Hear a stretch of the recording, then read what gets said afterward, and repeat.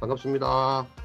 자, 선생님이 오늘 여러분들하고 같이 재밌는 이야기를 해줄 거예요. 옛날 이야기 오늘은 얘기해 줄 건데 지금 들어온 친구들 7명이 들어왔네. 그죠? 하다 보면 또 몇 사람이 더 들어올 수도 있을 것 같은데 보니까는 전체적으로 오늘은 제가 선생님이 한 20분 정도는 여러분들한테 얘기를 들려줄 거고 나머지 시간은 여러분들하고 이렇게 질문 응답을 한다 그래요. 그래서 제가 하고 싶은 이야기 그리고 또 여러분들이 궁금해하는 것들은 뒤에 질문 응답 시간에 하는 걸로 하고 바로 오늘 선생님이 준비해왔던 이야기를 바로 시작하도록 할게요. 오케이, 오케이, 오케이 사인 한번 보내봐봐. 사실은 여러분들하고 현장에 가서 재미있게 얘기를 하고 그 자리에서 질문도 받고 이렇게 해야 재미가 있는데 혹시 기회 되면 현장에서 여러분들 같이 한번 만나보는 걸로 하고 바로 수업을 하도록 하겠습니다. 수업은 아니다, 그죠? 수업은 아니고 그냥 옛날 이야기. 오늘 이제 선생님이 여러분들한테 들려줄 내용은 고려 태조 왕건이 우리 대구 땅에 남겼던 지명, 그렇게 동네 이름 같은 것들이 있거든요. 이제 그런 것들을 이야기해 줄 것이고 앞에 보이는 요거는 선생님 명함이에요. 명함. 선생님이 사용하고 있는 명함인데 선생님 현재 대구시 문화관광해설사로 활동을 하고 있지만 현재 선생님은 유교 문화를 전공을 했거든요. 그리고 앞쪽에 있는 요거는 선생님 별명이에요. 별명. 실제로 우리 대구 지역에서는 선생님은 문화관광해설사보다 대구선비 송선비라는 내용으로 좀 더 알려져 있어 지금요. 자, 그다음 요거는 선생님 명함 뒷부분이고 근데 여기 보면 여러분들하고 해당되는 게 하나 있어요. 지금 발견하셨는지 모르겠는데 선생님은 현재 영남일보 대구에 있는 우리 지방지가 매일신문 영남일보가 제일 큰 회사거든요. 현재 선생님은 영남일보의 시민기자로 활동을 하고 있고 한 달에 한 기사 3건, 4건 정도 늘 꾸준하게 쓰고 있어요. 쓰고 있고 영남일보 홈페이지에 들어가서 송은석이라고 선생님 이름을 치면 이때까지 선생님이 작성했던 기사라든지 칼럼 같은 걸 다 보실 수가 있어요. 자, 다음. 자, 누구의 말일까요? 이렇게 돼 있는데 선생님 읽어볼게요. 경들은 들으시오. 과인은 팔공산 공수대전에서 군사 1만 5천을 모두 잃었소. 또한 신순겸, 김낙 두 장수의 시신도 수습하지 못한 채 과인 홀로 살아남았소. 부디 경들은 팔공산 왕산자락 어디에선가 목이 잘린 채 나뒹굴고 있을 두 장수의 시신을 꼭 찾아주기 바라오. 이렇게 돼 있어요. 그래서 현장이면 선생님이 이렇게 질문을 하고 여러분의 답변을 바로 들을 수가 있는데 오늘 어쩔 수가 없어. 그죠? 아마 눈치 빠른 친구들은 대부분 알았을 거야. 이거는 누구의 이야기냐 하면 지금부터 정확하게 1100년 전 고려 태조 왕건이 한 이야기거든요. 태조 왕건은 알죠? 전부 다? 오케이, 오케이. 자, 근데 이런 말이 어떤 맥락에서 나왔는가를 선생님이 같이 한번 봐봐요. 동수대전 또는 공산전투라는 게 있는데 우리 대구권에서는 굉장히 유명한 전투였어요. 이게 대구에서 향토사 또는 우리 대구 역사에 있어서는 아주 비중 있게 다뤄지는 전투인데 지금부터 1100년 전이에요. 927년에 고려태조 왕건하고 후백제 견원군사가 벌인 전투거든요. 자, 다음에 보면 동수대전이라고도 하고 공산전투라고도 하는데 동수와 공산은 둘 다 팔공산을 뜻하는 게 우리 대구 사람들은 팔공산 다 알죠, 그죠? 팔공산을 뜻하고 당시 어떤 상황이었냐면 후백제의 견원부대는 경주에서 신라왕이었거든요. 경혜왕을 죽여버려요. 죽이고 자기 나라인 백제로 돌아가기 위해서 우리 대구에 있는 팔공산을 거쳐서 자기 나라로 돌아가는 길이었고 이때 고려 왕건 부대는 반대로 신라를 돕기 위해서 경주로 가던 길이었어. 근데 고려 부대, 후백제 부도가 대구에서 만나게 되는 거예요. 그게 바로 팔공산 남쪽이었어. 자, 그래서 만나서 전투를 벌이는데 우리는 분명히 왕건이 굉장히 유명한 인물이고 역사의 승리자라고 배웠는데 여기서 왕건이 죽기 일보 직전까 그리고 자신의 수족과 같았던 신순겸 또는 김낙 같은 장수하고 부하 병사 15,000명을 다 잃어버리고 왕건 혼자 대구에서 도망을 가는 거예요. 이제 자기 나라까지 고려까지. 그때 이 왕건이 우리 대구 지역을 빠져나가면서 대구에 여러 지명을 만들어 놓았는데 그 지명들이 무려 1100년이라는 세월이 흘렀는데 지금까지 우리가 그 지명을 그대로 쓴다는 거예요. 그래서 우리 대구에 남아있는 지명 중에 몇 가지 사례를 쌤이 골라왔으니 그거를 여러분들과 함께 한번 살펴보겠습니다. 자, 제일 먼저 볼 거. 자, 여기 보면 가운데 있는 게 대구광역시, 우리가 본 대구시가지가 되고, 대구는 북쪽, 그리고 우리 대구광역시에서 북쪽에 보면 팔공산이라는 산이 있죠. 그죠? 남쪽에는 압산이 있어. 압산 이렇게 있고, 이 팔공산 밑에 보면 왕산이라고 자그마한 산이 있는데, 이 왕금부대는 대구로 보면 서쪽에서 서쪽으로 이렇게 들어와서 북쪽 팔공산에서 싸워서 지고, 자기 혼자 대구 동쪽, 우리 막 수성구 쪽이에요. 수성구 쪽으로 해서 대구 남쪽, 압산 쪽을 거쳐서 다시 자기가 돌아왔던 서쪽으로 도망을 가거든.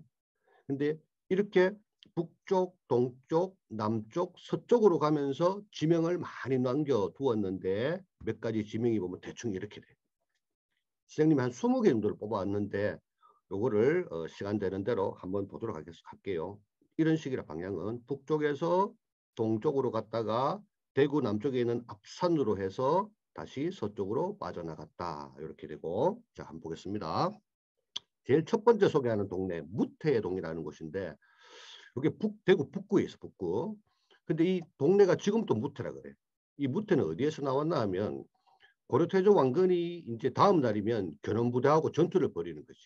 그래서 전날 밤에 군사들에게 경계를 게을리하지 말고 조심하라라고 이렇게 명령을 했대. 그래서 이게 한자로 보면 이렇게 되거든. 업설무 게으를 때 게으름을 없게 하라라고 왕건이 명령을 내렸는데 그게 동네 이름이 되어서 지금까지 그 동네는 무태동으로 불리는 거지. 지금의 흔히 이제 동변동, 서변동 그러는 곳이에요. 아마 오늘 나중에 우리 친구들이 더 들어오면 아마 이 동네 친구들도 있을 수 있을 거야. 자, 대충 이렇게 되는데 지금 우리가 있는 곳이 여기야. 대구광역시청. 그리고 이 북쪽이 전부 다 팔공산. 지금 선생님이 설명했는 무태동은 요쯤이에요. 여기쯤. 여기쯤 이렇게 있다. 이렇게 참고로 하고. 자, 다음. 전쟁 중인데도 책을 읽더라. 그래서 영경동이 됐다라는 건데, 자, 방금 무태동에서 하룻밤에 잤어. 그리고 왕건부대가 견원부대를 만나기 위해서 팔공산 쪽으로 가는데 이동 중인데 전쟁통인데도 불구하고 마을을 지나는데 마을에서 책을 읽고 공부하는 소리가 들리더래.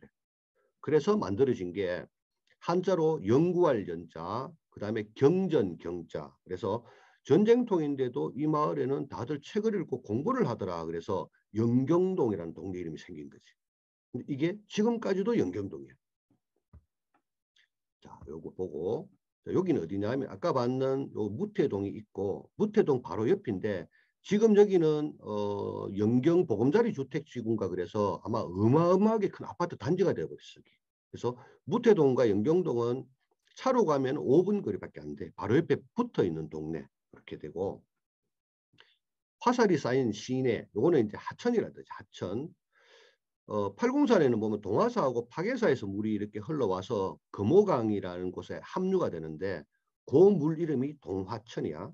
근데 이 동화천은 다른 말로 살레라고도 부른다는 거지. 그래서 이게 왜 살레인가 알아보니까 과거에 왕건하고 견원부대가 이 동화천이라는 하천을 사이에 두고 양쪽에서 서로 화살을 쏘면서 싸웠대. 근데 그때 워낙 많은 화살을 쏘다 보니까 이 화살이 하천을 가득 메워버렸다.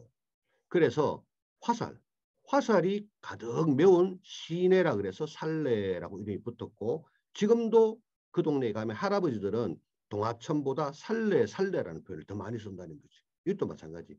1000년 전에 만들어진 지명인데 지금까지 그대로 불린다는 거지.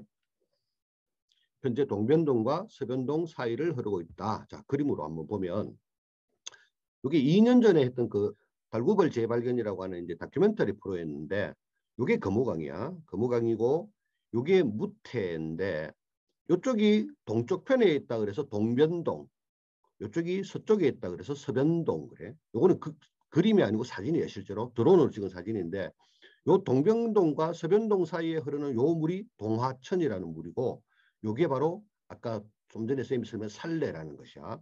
이쪽에 견원부대, 이쪽에 왕건부대 두 부대가 이 시냇물 사이에도 화살을 막 쏘은 거지. 그래서 이 화살들이 이 하천에 가득 찼다 그래서 화살이 가득 찬 시내, 그래서 살레라는 이름이 붙었다. 이렇게 되는 거야. 자, 다음 왕건이 올랐던 왕산. 요거는 지묘동이라는 동네에 있는데, 지묘동은 선생님이 요 바로 뒤에 설명을 해줄게요. 자, 태조 왕건이 동수대전에서 그리고 혼자 탈출을 하는데 도망을 가는 거지. 그래서 처음에 어느 쪽으로 도망을 갈까 궁금해서 그 전투장에서 빠져나와서 가장 가까운 산 위에 올라갔대. 그 산에 올라가서 이제 자기가 어느 방향으로 탈출할 것을 살펴봤다는 거지. 그래서 왕건이 올랐던 산이라 그래서 왕산이라는 이름이 붙었고, 지금도 그 동네에서는 그 산을 왕산이라고 불러. 자, 지묘동을 바로 볼게. 요게 대구에서는 그것도 제일 유명한 동네야. 지혜가 묘해서 지묘동이라 그러는데, 동수대전에서는 이제 고려군이 완전 전멸을 하게 됐지. 그때 왕건도 죽게 됐었어, 사실은. 근데 그때 신순겸 장군이라는 분이 아주 신기한 작전을 하나 내. 어떤 작전을 냈냐면, 신순겸 장군이 왕건의 옷을 대신 입고 왕건인 척 싸우지. 그 사이에 왕건은 그냥 일반 병사 복장을 하고 혼자 탈출하는 거죠, 거기서. 자, 근데 이런 작전, 그러니까 신순겸 장군이 낸 이 작전이 너무너무 신기하고 신묘하다 그래서 지혜지자, 묘할 묘자. 지혜가 아주 묘하다 그래서 지묘동이라는 동네 이름이 붙은 거지. 근데 그 동네가 마찬가지 1000년이 넘었는데 지금 또 우리는 그 동네를 지묘동이라고 부른다는 거지. 여기는 어디냐면 아마 초등학교 다니는 동안에는 한 번은 갈 거야. 선생님이 알기로 초등학생들이 체험 프로그램으로 한 번은 간다 그러는데 신순겸 장군 유적지라는 곳이 있어. 아마 오늘 여기 있는 친구들 중에는 아마 내가 표정을 보니까 가보지는 못한 것 같아. 그 신순겸 장군 유적지가 있는 바로 그 지묘동이라는 동네고, 자, 이것도 그림으로 한번 보지. 바로 여기야. 이 일대가 전부 다 지묘동이라고 불리고, 여기가 있는 게 신순겸 장군 유적지. 신순겸이 왕건을 대신해서 죽었던 자리야, 여기가. 여기에 신순겸 장군을 기리는 유적지가 하나 있고, 바로 요 뒤쪽에 있는 요 산이 왕산이야. 여기서 왕건이 탈출을 할 때 요 뒷산에 올라와서 내가 어느 방향으로 탈출을 해야 내가 살 수 있을까 하고 주변 지세를 살피기 위해서 여기 올라갔다는 거지. 그리고 요 뒤쪽에 보이는 이런 아파트가 좀 전에 우리가 봤던 영경동이야. 영경동. 그리고 이쪽 끝에 무태동이라는 거 있어. 무태, 영경, 지묘동까지 온 거지 지금 우리는. 자, 다음 군대가 깨졌다. 파군제. 이건 뭐냐면 방금 선생님이 얘기했는 이제 고려 왕건 부대가 견훤 부대한테 깨어진 거야, 쉽게 말하면. 그래서 한자로는 깨트릴 파 군사군. 그래서 군사가 깨어진 고개라는 뜻이야. 쟤는. 그래서 파군제라는 곳이 있는데 여기는 신기한 것이 지금도 밤에 가면 이 파군제라고 하는 이 고개 삼거리에는 밤에 가면 지금 또 자동차 고사라는 걸 지내. 여러분들은 아마 잘 모를 것 같은데 요즘은 많이 안 해. 근데 예전에는 굉장히 많이 했는데 뭐냐면 이 자동차라는 것은 집에서 우리가 살 때 너무 비싸잖아. 그리고 자동차라는 것은 가족들이 타고 움직이기 때문에 사고가 나면 안 되지. 그래서 옛날에는 차를 사면 제사를 지내는 거야, 차에다가. 그때 자동차를 세워두고 자동차 바퀴에 술을 뿌리기도 하고 또 돼지 머리라든지 떡 같은 걸 준비해 놓고 실제로 제사를 모셨는데, 이 자동차 고사를 대구에서 지내는 곳 중에 가장 유명했던 데가 바로 이 파군제. 여기에서 당시에 워낙 많은 군사들이 죽었기 때문에 여기가 터가 굉장히 세다 그래. 그래서 여기는 대구에서 자동차 고사를 지내는 곳으로 아주 유명하고 현재도 지내고 있어. 지금의 파군제 삼거리라는 곳인데, 자, 선생님하고 같이 한번 보면 선생님 요거는 이제 그 이정표 사진 한번 찍어봤어. 실제로 가면 이렇게 지금도 파군제 삼거리라고 이렇게 이름이 붙어 있어, 실제로. 그래서 이것도 마찬가지 1000년 전에 붙었던 이름인데 지금도 우리가 그대로 쓴다는 거야. 왕건 때문에 만들어진 지명인데. 자, 나팔을 불며 넘다 나팔고개. 자, 요거는 동수대전 당시에 후백제 견영군이 군사들의 사기를 높이기 위해서 나팔을 막 불면서 이렇게 고개를 넘었다 그래. 반대로 후백제군이 아니고 고려군이 나팔을 불면서 넘었다라는 설도 있어. 여하튼 두 부대 중에 어느 부대인가가 나팔을 불면서 넘었는 고개라 그래서 나팔고개라 그러고 현재 요 길이야. 여러분들이 만약 엄마나 아빠랑 같이 팔공산 쪽에 동화사나 파괴사를 가게 되면 여기를 지나게 되는데 요 고개가 바로 나팔고개다. 자, 이렇게 보고. 자, 다음 왕건이 홀로 앉은 바위 독잠. 자, 여기는 어디냐면 좀 전에 봤던 그 파군제에서 이제 왕건이 도망을 와. 조금 내려오다가 마을에 오니까 큰 바위가 하나 있더라는 거지. 그래서 이 바위에 왕건이 잠시 앉아 쉬었다 그래요. 그래서 한자로는 홀로독 앉을 좌 바위암 그래서 독좌암이라고 이름이 붙었는데 지금도 가면은 바위가 남아있어. 선생님 사진으로 보여줄게. 바로 요거예요. 신기하죠? 이거는 차 다니는 도로에서 한 20m 정도 떨어져 있는데 실제로 가면 지금도 이렇게 놓여 있고 요 크기는 우리 학생들이 올라가면 요 위에 한 5, 6명 정도는 올라가서 앉을 수 있을 정도 크기 그렇게 있다. 자, 노인이 없는 동네 불로동인데 독자함에서 왕건이 잠깐 앉아 쉬었다가 또 마을을 따라 또 도망을 가는데 어떤 마을을 지나게 됐는데 이상하게 마을에 어른이 없더래. 어른이 없고 전부 다 꼬마들만 있더래. 그래서 왕건이 이상하다. 여기는 왜 어른들이 없지? 이래서 아니 불늙을로 그렇게 늙은 사람이 없더라. 그래서 불로동이라는 이름이 붙었어요. 근데 여러분들 뭐 아빠 술 좋아하시는 분들은 알 수도 있어. 우리 대구 지역에 나오는 막걸리 중에 불로 막걸리라는 게 있어. 굉장히 유명한 막걸리인데 이 불로 막걸리가 나오는 동네가 바로 여기야. 불로동. 그리고 불로동 고분군이라고 이것도 마찬가지야. 초등학생들은 한 번 정도는 6학년 졸업할 때까지는 한 번 정도는 한번 가볼 거야. 불로동 고분군이라고 하는 것도 여기 이 불로동에 있더라라는 거야. 요것도 한 2년 전에 이제 선생님이 촬영을 했던 건데 뒤쪽에 있는 게 이게 불로동 고분군이야. 근데 우리 대구 사람들이 불로동에 가면 고분들이 모여 있다 그래서 고분군이라 그러는데 있다는 거는 알지만 대구 사람들도 잘 몰라 여기. 근데 선생님은 여기를 굉장히 좋아해. 그리고 지금 선생님이 서 있는 요 배경이 실제로 가보면 300 몇 개가 되는 이런 무덤들이 있고 무덤 사이에 소나무가 이렇게 한 개 딱 있거든. 그래서 이 사진이 2년 전쯤인가는 인터넷에도 전국의 사진 명소를 해가지고 굉장히 유명한 데가 됐었어요. 그래서 여기도 여러분들이 꼭 한번 참석해보면 좋겠다라는 생각이 들고. 자, 다음 왕을 잃어버리다 실왕리라고 되어 있는데 실왕리라고도 하고 실왕이라고도 하고 또는 실행이라고도 해. 자, 한번 보면 왕건이 도망을 가다가 어떤 산속에서 나무꾼을 한 명 만났대.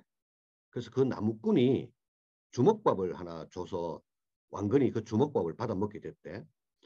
자, 그리고 난 다음에 이 나무꾼은 마을로 내려왔는데 마을에 와서 보니까 마을 사람들이 그래. 저 우리 윗동네에서 고려태조 왕건하고 견원부대가 전투가 벌어졌는데 왕건 혼자 도망을 왔다. 그래서 우리 동네로 도망을 왔다던데라는 그런 소문이 나는 거예요.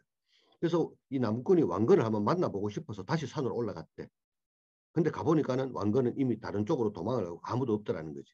그래서 한자로 잃을 실, 임금왕. 그래서 임금을 잃은 마을이라 그래서 실왕리라고 불렀고 지금도 그 동네는 이름이 실왕리야. 자, 여기 보면 이 실왕리라는 마을은 산골 마을이야. 산골 마을인데 지금도 거기에 들어가면 이런 건물이 하나 있는데 이게 뭐냐면 여기 안에 있는 게 돌로 만든 비석이야. 비석인데 과거에 이곳에 신순겸 장군 영정 그러니까 이제 우리가 하는 초상화야 그림 옛날에는 사진이 없었으니까 그림으로 이렇게 그렸던 신순겸 장군의 영정을 모셨던 건물이 여기 있었대 옛날에. 지금은 없어져 버렸고 그래서 과거에 신순겸 장군의 영정이 여기 있었다라는 것을 여기 돌에다 새겨 놓은 거야. 그래서 새겨 놓은 그 비석도 지금 이 실왕리라는 마을에 가면 지금도 있어. 자, 그 다음 얼굴이 펴지다 해안 이렇게 되어 있는데 왕건이 이제 도망을 한참 가다가 이제 어떤 마을 중 가서는 아, 이제 백제 추격군을 다 따돌렸다. 아이고, 이제는 뭐 괜찮겠지 하고 마음이 편안해졌대. 그래서 한자로 풀해, 얼굴 안, 얼굴이 편안하게 풀어졌다. 그래서 해안동이라는 동네 이름이 만들어졌고, 지금 현재도 그 동네는 해안동이라고 불리고 있어. 여기인데, 요 마을이 실왕리라는 마을이야. 좀 전에 선생님이 이야기했던 왕건을 잃어버린 동네. 이 실왕리에서 왕건은 혼자서 이 산을 넘어가는 거야. 산을 몇 개 넘어서 저 산 뒤쪽에 있는 해안이라는 곳까지 산을 넘어가면서 도망을 가는 거지. 자, 그다음 반야월과 안심. 해안을 지나서 왕건이 거기는 이제 금호강이 흐르는 곳인데 금호강가를 걷는데 하늘에 반달이 이렇게 떠 있었대. 그래서 반달이 하늘에 떠서 왕건이 걸어가는 길을 이렇게 비춰줬다 그래. 그래서 우리가 반텀할 때 반, 그리고 밤야, 달월 해서 반야월이라는 지명이 만들어졌고 지금도 거기는 반야월이야. 그 다음에 안심이라는 곳이 있는데 지하철 1호선을 타면 반야월역이 있어 지금도. 그 다음에 지하철 1호선 제일 끝 종점이 안심역이야. 안심. 이 안심은 또 왜 안심이 됐냐면 왕건이 이쯤 와서 이제 마음을 놨대. 그래서 편안할 안 마음심. 그래서 마음을 편안히 하게 했다. 그래서 안심이라는 지명이 붙었대. 자, 다시 한번 보지. 여기가 우리들이 지금 있는 곳이야. 대구 시내고 선생님이 지금 있는 곳이 여기고 아까 지묘동 여기서부터 시작했어. 지묘동에서 이 산들을 따라 이렇게 넘어오는 거야. 이렇게 넘어와서 왕건이 여기까지 온 거지. 지금 대구 동쪽 끝 동구고 요 밑에 수성구야. 수성구 여기까지 지금 왔다. 그래서 반야월 안심. 자, 다음은 잠시 앉아 쉬다 안지랑이 이렇게 돼 있어. 안지랑이. 이거는 실제로 이건 대구 남구인데 앞산 바로 밑에야. 앞산 바로 밑인데 실제로 왕건이 이쯤 와서 잠시 앉아 쉬었다 그래. 그래서 안지랑골, 안지랑고개라는 이름이 붙었는데 현재 우리 대구에서는 안지랑 곱창 거리로 아주 유명한 바로 그곳이야. 그것도 알고 봤더니만 태조 왕건하고 연관이 되는 지명이라는 거지. 다시 한번 보면 지묘동에서 동구 끝에까지 갔다가 수성구를 통해서 요게 대구 앞산이야. 앞산 바로 밑 안지랑이까지 지금 도망을 왔어 왕건이. 그러니까 왕건은 이제 안지랑에서 잠깐 쉬었다가 이제는 도망을 가기 때문에 그냥 길로는 갈 수가 없지. 그래서 앞산자락으로 갔대. 그러니까 앞산을 타고 산속으로 도망을 가는 거지. 그래서 앞산 기슭을 따라 탈출을 하면 중에 작은 바위굴을 하나 만났대. 그래서 바위굴에 숨게 되는데 나중에 왕건이 도망을 가서 후 삼국을 다 통일을 하고 고려를 이제 세웠을 때 나의 목숨을 구해준 곳이다. 그래서 그 굴 옆에다가 절을 하나 지어줬대. 그때 지으면서 절 이름을 숨을 은 흔적적 그렇게 왕건이 숨었던 흔적이 남아있는 절 그래서 은적사라고 이름을 붙여줬고 지금도 은적사라는 절이 그대로 있어가 보면 사진 한번 보지. 요거야.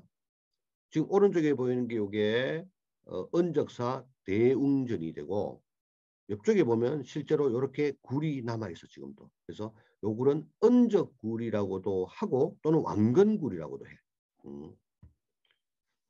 자, 그 다음 편히 쉬었다, 편히 숨었다라고 돼 왕굴이라는 게 있는데 역시 마찬가지야.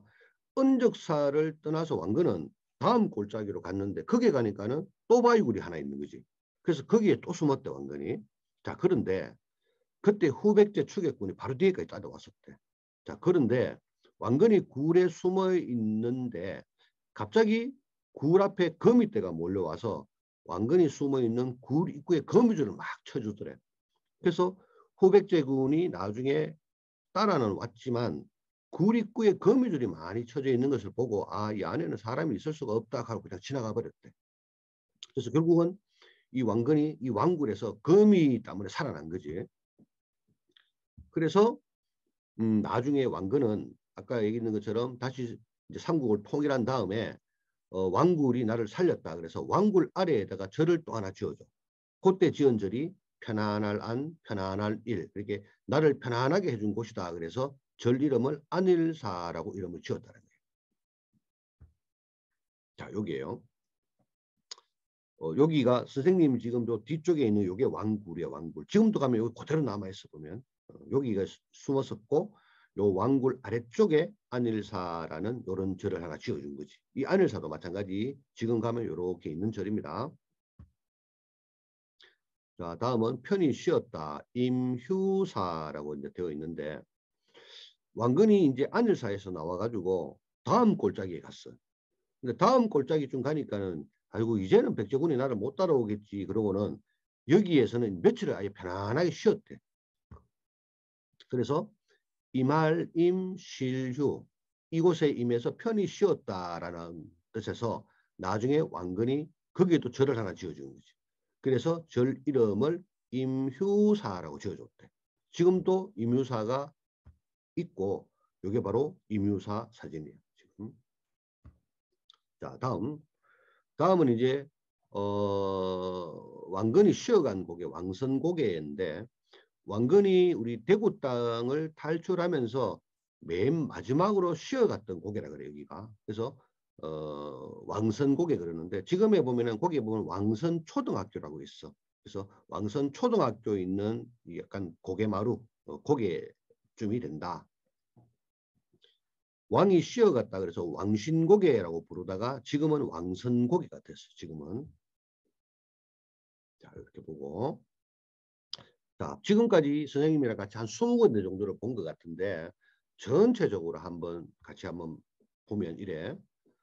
지금 여기가 대구시청이 있는 대구의 중심이라면 자, 북구 아까 경계를 태만히 하지 말라 못해. 전쟁통인데도 글을 읽고 공부를 하더라 영경동이야. 자, 그 다음에 지묘동. 왕건을 대신해서 신순겸 장군이 왕건 옷을 입고 대신 죽었다. 그 덕분에 왕건은 탈출하게 됐다. 야, 신순겸 장군이 낸 그 지혜가 아주 기묘하더라. 그래서 지묘동. 그리고 거기서 군대가 깨어졌다. 그래서 파군제. 그리고 내려오다 보니까는 나이든 어른들은 없고 꼬마들만 살더라. 그래서 늙은 사람이 없다. 그래서 불로동. 얼굴이 편안하게 풀어졌다. 해안. 그 다음에 달이 떠서 반달이 떠서 길을 비춰주더라. 그래서 반야월. 그리고 마음을 편히 가졌다. 그래서 안심. 그 다음에 은적사 편안하게 쉬었다. 안일사 거기에 임해서 편히 쉬었다. 임유사 같은 절이 만들어지고 여기에서 왕이 마지막으로 쉬고 이제 대구의 서쪽 그러니까 성주라는 곳이죠. 성주 이쪽 방면으로 이제 빠져나가게 되는 거지. 자, 이제 이거 마지막이에요. 마지막 슬라이드인데 고려 태조 왕건은 그 우리 역사에서는 풍리자인데 이상하게 우리 대구에서는 그렇지 않은 것 같다는 거지. 대구에서는 보면 왕건 관련된 지금 선생님이랑 같이 살펴본 이런 지명 유래들을 보면 대구에서 왕건은 화려한 승리자보다는 조금 고독한 패배자 느낌이 많이 나 보면. 그리고 유명한 소설가가 한 말인데 우리나라 소설가인데 햇볕에 바래면은 이게 떳떳한 역사가 된대. 근데 달빛에 물들면은 이게 전설이 된대. 전설. 그래서 역사와 전설을 이분은 이렇게 표현을 하더라고. 근데 이렇게 보면 1100년 전 우리 대구 땅에서 유일하게 살아남아서 도망갔던 이 고려태조 왕건과 관련된 탈출기는 우리 대구에서는 역사가 아닌 전설로 전한다는 거지. 그래서 선생님이 마지막 정리는 이렇게 달빛에 물든 전설처럼 해서 이렇게 정리를 한번 해봤고 사실 이 이야기가 전설인데 학자들 내지는 우리 향토사를 공부하는 분들은 의견이 두 갈래가 있어. 하나는 방금까지 선생님이 얘기했던 이것들이 분명한 사실이다. 즉 팩트라고 주장하는 분도 있는 반면에 또 한편에서는 그건 아닌 것 같아. 후대 사람들이 만들어낸 것 같다라는 주장도 있어 사실은. 근데 선생님은 첫 번째 쪽이야. 그 근거를 선생님이 몇 개 찾은 게 있어. 무태라는 동네에 가면 400년 전에 살고 갔던 우리 대구에서 아주 유명한 이제 선생님인데 그 선생님이 400년 전에 썼는 글에 보면 그 이야기가 나와. 지금 우리하고 똑같아. 그러니까 400년 전 대구에서 아주 유명했던 선생님이 쓰신 글에 보면 내가 살고 있는 동네는 무태라고 한다.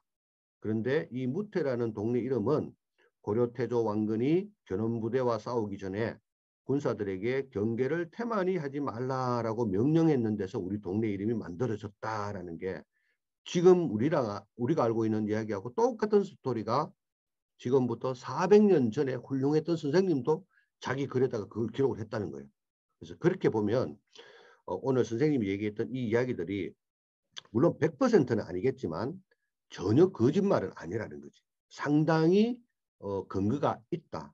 근데 세월이 오래되다 보니까 우리가 그 정확한 근거를 찾아내지 못했다는 것뿐이지, 선생님 생각에는 분명히 왕건 가문에 만들어진 우리 대구의 지명이라는 생각은 선생님은 분명히 지금 또 가지고 있어요. 자, 이렇게 해서 선생님이 여러분들에게 들려줄 고려태조 왕건이 대구에 남긴 지명에 대해서는 여기까지 마무리를 하고, 이제 여러분들 뭐 질문이라든지 궁금한 것들이 있으면 선생님이 거기에 대해서 답변을 하는 그런 시간을 가져보도록 하겠습니다. 자, 근데 이제 화면에 보니까 우리 멋진 친구들이 쭉 있네. 우리 시현우 기자님 한번 질문 한번 들어보겠습니다. 그럼. 해설을 하시면서 제일 힘든 점은 무엇인가요? 해설을 하면서 힘든 점? 선생님은 개인적으로는 크게 힘든 경험은 선생님은 없었던 것 같아. 크게 힘든 경우는 없었던 것 같고, 근데 선생님들, 다른 우리 해설사 선생님들 얘기를 들어보면 결국은 날씨겠지. 굉장히 추운 겨울 또는 여름에 땡볕에서 이렇게 해설을 해야 되잖아요. 그래서 날씨가 아주 춥거나 덥거나 또는 비가 올 때, 이럴 때 조금 힘들다라는 표현을 쓰시는데 특별하게 그렇게 어려웠던 기억은 잘 없어. 굳이 하나 정도 얘기한다면, 이제 여러분들이 좀 있으면 중학생이 될 거잖아. 중딩이 되면 말을 안 들어.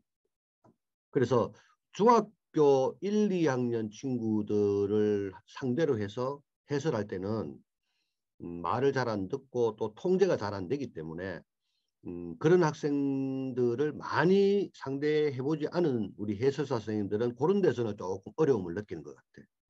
어떻게 질문됐을까요? 자, 우리 다른 기자님은 없을까? 질문하실 기자님. 박수빈 기자? 박수빈 기자. 문화관광 해설사가 되기로 결심한 계기는 무엇인가요? 선생님은 아주 특별한 계기가 있었던 것은 아니었고, 선생님은 옛날부터 그 유교라는 데 관심이 많았었거든. 그래서 한문을 공부를 했었고, 근데 그 공부를 이렇게 하다 보니까 자연스럽게 우리 대구 지역의 역사를 공부를 하게 됐었어. 근데 하다 보니까 문화관광 해설사라는 게 있다는 걸 들었었고, 얘기를 가만 듣고 보니까 재밌을 것 같더라고, 그게. 근데 선생님은 사실은 이거 문화관광 해설사들은 대체로 연세가 많으셔. 평균 연령이 우리 대구 해설사들은 현재 120명 정도가 계시는데 평균 연령은 60대야. 60대. 그래서 선생님은 38살에 해설사가 됐는데 당시에는 젊은 사람들은 해설사를 뽑아주지를 않았었어. 대부분 연세가 조금 있으신 분들, 그러니까 현직에서 공무원이나 학교 선생님을 하시다가 퇴직을 하고 난 다음에 봉사활동을 한다는 의미에서 이렇게 많이 받아줬고, 선생님처럼 젊은 친구들은 잘 안 뽑아줬는데 선생님은 첫 해에서는 떨어졌어. 첫 해에는 지원했다가 떨어진 이유가 뭐냐면 우리는 나이 좀 드신 분들, 젊었을 때 한참 사회 일을 하시고 이제 퇴직하신 분들을 대상으로 해서 그분들에게 한 번 더 일자리를 주는 어떤 그런 개념이었어. 그러다 보니까 젊은 사람들을 뽑지를 않았었어. 근데 선생님은 그 다음에 다시 지원했지. 근데 지원을 하면서 면접을 볼 때 면접관들에게 선생님 직접 얘기를 했어. 작년에도 내가 떨어졌다. 근데 얘기 들어보니까 젊은 사람들은 뽑지 않는다라고 하는데 나는 그 반대다. 실력이 있으면 뽑아줘야지 왜 안 뽑아주느냐. 그래서 면접을 할 때 선생님은 개인적으로 좀 항의를 했었어. 그래서 그 해에 뽑아주더라고. 그래서 당시에 선생님이 대구의 해설사 120명 중에 최연소여서 나이가 가장 작은 해설사였어, 선생님은. 그래서 지금까지 활동을 하게 됐는데 이제 올해로서 선생님이 13년째 지금 활동을 하고 있지. 이다영 기자님. 오케이. 그 문화관광 해설사를 하면서 가장 보람찼던 경험은 어떤 것이었나요? 가장 보람찼던 일.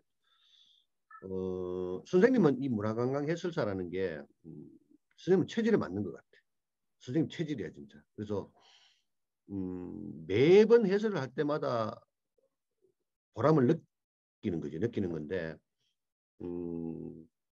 이런 경우가 있지. 선생님은 해설을 할 때 나름대로 선생님은 몇 가지 마음속에 마음을 먹고 하는 게 있는데, 하나는 감동을 주지 않는 해설은 할 필요 없다. 그러니까 일반 다른 선생님들처럼 평이한 해설은 나는 하기 싫고, 선생님의 해설을 듣고 난 다음에 헤어질 때 그 관람객들이 감동을 받지 않는다면 이건 해설이 아니다 라고 해서 이제 그런 쪽에 많이 중점을 뒀고, 그리고 보람을 느끼는 거는 그런 거지. 뭐냐면 오셨던 분들이 우리가 아는 만큼 눈에 보인다 그러지. 또 눈에 보이는 만큼 뭔가 느낀다 그러는데, 처음에 어떤 예를 들어 우리가 뭐 대구 도동소원이라는 곳에 만약에 답사기 들어오셨다. 근데 뭐 도동소원이 유네스코에 등재가 됐다 그러고 유명하긴 하다더라. 이 정도만 가지고 왔는데, 선생님의 한 1시간 정도의 해설을 듣고 그분들이 전혀 몰랐던 사실을 알게 되고, 그를 통해서 그분들이 어떤 새로운 감동 그리고 또 새로운 느낌을 받아서 돌아갈 때 굉장히 만족해하는 거지. 그래서 관람객들에게 아는 만큼 보이고 보이는 만큼 절실하게 느낀다라는 것을 선생님이 그분들에게 확실하게 어떤 메시지를 던져줬을 때, 그때는 보면 실제로 반응을 금방 우리가 알 수가 있거든. 그분들의 표정을 보면. 그때 선생님은 개인적으로 문화관광 해설사로서는 그때 보람을 제일 많이 느끼는 것 같아. 자, 다음 또 뭐 질문이 있을까? 황다윤 기자님. 황다윤 기자님. 대구의 출장 관광지는 어디인가요? 우리 다윤 학생이 몇 학년이야? 지금 이제 4학년이요. 4학년. 대구에는 이렇게 보면 돼. 대구에는 우리가 흔히 이제 어떤 곳에 가보고 싶다 그러면 이제 선생님 생각에 초등학생 정도 같으면 이제 두 가지 컨셉이 있는 거지. 하나는 문화유산, 그렇게 역사를 공부할 수 있는 곳이 있고, 하나는 관광이야. 말 그대로 우리가 가서 쉴 수 있고 재미있게 즐기고 올 수 있는 곳, 이렇게 두 개로 크게 나눠지는데, 문화유적 쪽 그러면 아무래도 우리 역사는 보면 불교유적 또는 뭐 유교유적 이렇게 나눠져. 그래서 대구에서는 그래도 불교유적 그러면 제일 유명한 것이 팔공산 쪽에 있는 뭐 동화사라든지 파괴사 같은 그런 절, 또 이쪽 남쪽으로 오면 비설산에 가면 뭐 유가사, 용련사 같은 이런 절들이 있어. 그런 것들하고, 또 유교 관련된 유적 그러면 무슨 서원이라는 게 있거든. 서원. 아직 4학년이면 안 배웠을 수도 있을 것 같은데, 대구 같으면 2019년도에 유네스코에 등재된 도동서원이라는 곳이 있어. 그래서 그런 데가 가봤어? 그런 데가 좋을 것 같고, 선생님이 개인적으로 여러분들한테 정말로 한 군데 추천해, 그리고 관광 위주로 갔을 때는 지금 대구에서 가장 핫 플레이스가 어디냐면, 이는 엄마랑 아빠랑 같이 가면 재밌어. 너희들끼리 가는 것보다. 달성군에 가면 송해공원 또는 사문진 나루터라는 곳이 있어. 그래서 송해공원이나 사문진 나루터에는 가면 실제로 낙동강 위로 배가 다니는데 배도 탈 수 있어, 거기는. 그래서 그런 것도 추천해주고 싶고, 선생님이 개인적으로 강력하게 추천하는 거, 강추하고 싶은 곳은 어디냐면 대견사라고 하는 절이야. 대견사. 비설산 산 정상에 있는데 높이가 해발 1000m가 넘어. 산 꼭대기 1000m 꼭대기에 절이 하나 있는데, 이 절은 일제시대 때 일본에 의해서 강제로 폐사, 그리고 절이 없어졌던 절인데 2014년도에 거기에 다시 절을 지었어. 근데 여기는 1000m가 넘기 때문에 걸어서 올라가기는 힘이 들고, 거기 가면 반딧불이 전기 자동차라 그래서 전기로 올라가는 자동차가 있어. 그래서 그 차를 타고 꼭대기까지 올라갈 수가 있는데 한 30분 정도 걸려. 근데 올라가는 길이 너무 좋아. 그래서 그 차를 타면 1000m 되는 비서산 꼭대기까지 올라갈 수 있고, 거기에서 조금만 걸으면 이제 대견사라는 절이 나오고, 그 대견사라는 절 정상에 올라가면 아래쪽을 내려다 보면 낙동강 그리고 대구 달성군 전체의 풍경을 다 볼 수 있어. 그래서 전망이 너무너무 좋기 때문에 선생님은 굳이 아마 여러분들한테 한 군데 추천하고 싶다 그러면 엄마 아빠랑 같이, 엄마 아빠들도 우리 대구의 이 대견사를 모르는 분이 태반이야. 근데 한 번이라도 갔다 온 분들은 꿈에도 보인다 그래. 그 정도로 좋아. 그래서 선생님은 방금 얘기했는 것처럼 사찰 또는 서원 같은 이렇게 역사 공부를 하는 코스, 아니면은 송해공원이나 삼문진나루처럼 관광, 구경하는 코스가 있고, 굳이 하나를 꼭 선생님이 추천하고 싶다면 대견사라고 하는 그 절을 한번 추천해 보고 싶어. 다음 질문 또 있을까? 구성아 학생. 어, 해설사의 매력은 무엇인가요? 해설사의 매력. 해설사는 사실 정말로 멋있어. 그런데 아직까지 우리나라에는 이 해설사가 직업이라고는 볼 수는 없어. 왜냐하면은 이 해설사를 통해서 돈을 많이 벌 수 있는 건 아니야. 그래서 아직까지 우리나라에서는 이 해설사라는 거는 약간 자원봉사의 개념이에요. 자원봉사. 그런데 예를 들면 대구에 120명 해설사들 중에 이게 직업으로 하는 분들도 계셔. 선생님 같은 경우도 그래. 이게 이제 일종의 직업이 돼 버렸는데, 이거는 좋은 이유는 뭐냐면 세상을 살아가면서 이제 아이들을 키우고 하려면은 돈을 벌어야 되잖아. 근데 대부분 우리 주변에 아마 엄마 아빠들도 마찬가지일 거야. 돈을 벌기 위해서 내가 하기 싫지만 어떤 일을 할 수밖에 없잖아. 근데 선생님 같은 경우에는 내가 너무너무 하고 싶은 일을 하면서 돈을 버는 거야. 그러니까 대구 지역에 있는 유명 관광지들 다 갈 수 있잖아. 그리고 그분들한테 또 선생님이 좋아하는 말로서 그분들에게 재미있게 하고 그분들에게 뭔가 감동을 주는 이런 역할을 하잖아. 그래서 그럼 그렇게 내가 좋아하는 일을 하면서 돈도 벌고 즐길 수 있다라는 거. 그리고 또 선생님은 이 해설사 활동을 하면서 이제 조금 알려지게 되다 보니까 지금 책도 여러 권 냈었어. 그래서 주변에서 선생님 해설하면서 있었던 이야기 또는 선생님이 가지고 있는 그런 스토리들을 책으로 좀 엮어주시오 해가지고 또 책을 낼 수 있는 기회가 만들어졌고. 그러니까 오늘 우리 수업할 때도 조금 봤지만 또 그러다 보니까 방송국 같아서 연락이 와. 그래서 방송국하고 같이 가서 또 이렇게 방송 촬영도 많이 해봤고. 그래서 이 해설사라는 거는 아직은 직업으로 볼 수는 없지만 우리 여기 기자분들 중에도 내가 사람들 앞에서 대화하는 것을 좋아하고 문화, 어떤 역사에 대한 관심이 좀 있고 이런 것들을 사람들에게 어떤 식으로든 재미있게 풀어내고 설명하는데 그렇게 그런 쪽에 재능이 있는 친구들은 자기 직업을 가지면서 문화관광 해설사라는 것을 약간 병행할 수는 있어 이걸. 그래서 선생님이 봤을 때 그런 쪽에 조금 매력이 있는 직업관리는 아니지만 직업이라고도 볼 수 있을 것 같아요. 선생님이 여러분들한테 하나 얘기해 주고 싶은 거는 선생님은 대학교 4학년 때 빨리 취업이 됐어. 여러분들 그 은행 중에 농협이라고 알잖아. 농협. 선생님은 대학교 4학년 때 농협에 시험을 쳐서 농협에 들어갔었어. 그래서 일종의 은행원이었지. 조금 하다가 집에 선생님 아버지 돌아가셨지만 아버지가 서점을 하셨어. 원래 책 도매업을 하셨는데 아버지가 야야 은행에 있는 것보다 나와서 내 일 배워라 그래서 나와서 선생님은 또 아버지 일을 했었어. 근데 선생님은 40대 중반쯤이었어. 45, 6살 때쯤인데 그때 와서 선생님 생각이 바뀌었어. 내가 돈을 벌기 위해서 계속 이 일을 해야 되나? 나는 내가 관심 있는 거는 역사고 문화유적지고 이런 것들 공부하는 거.